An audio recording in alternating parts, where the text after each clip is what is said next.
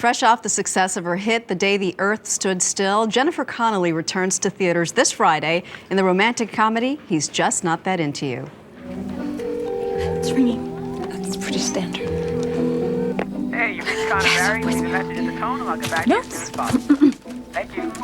Hey, Connor, it's Gigi. I just thought I hadn't heard from you, and, I mean, how stupid is it that a gal's got to wait for a guy's call anyway, right?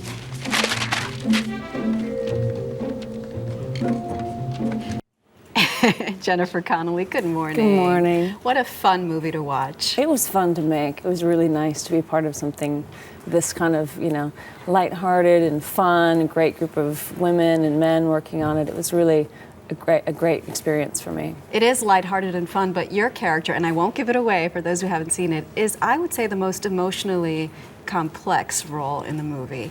She's married, the only one who's married, and she kind of explores the difficulties that marriage can bring. Yeah, well, there's, the film is a collection of a bunch of different stories. It's told from different points of view, looking at relationships and love and people struggling to find love, but it's a nice, varied collection of different storylines, I think, men and women. And look who you get to have as a husband. How adorable is this man? It's Bradley Cooper plays my husband, and he's such a good actor, and he has the most ridiculously blue eyes I've ever seen. It's crazy. Took my breath away the first time he came on the screen.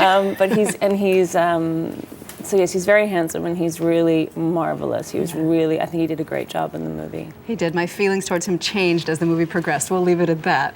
Let's talk about some of the women in the cast. You have Jennifer Aniston, Jennifer Goodwin. You have Scarlett Johansson. What was it like to be... Drew Barrymore, of course, who produced it and should be so proud. Did you make friends with any of them? It was, I had this sort of fantasy that we'd all spend lots of time together and become buddies, and it didn't quite work out that way, just because, not because there wasn't huge amounts of affection sort of flowing between everyone, but just the schedules, we kind of each did our thing and sort of went on, but I really admire all of them and had such a great time, and Jennifer Aniston was so much fun. I thought she was such a great woman. I thought I read somewhere that you wish she lived in New York because you could see yourself being friends with her? Oh yeah, I was like, a girl can dream. I thought she just seems like a good one. She's one of those girls. You're a good one. Yeah. I worked a little bit with Scarlett. And she was fantastic as well. Jennifer Goodwin was great. I didn't have any scenes with Drew at all, which is a shame, because I'm a big fan of hers as well. Can you relate in any way to what these women go through in the movie? Has anyone ever not been that into you?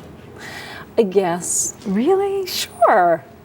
Everyone has that, absolutely. And how could you tell that your husband, Paul Bettany, whom we all know and love, how could you tell that he was into you when you met? We had a different kind of, we were friends first before we wound up getting together as a couple.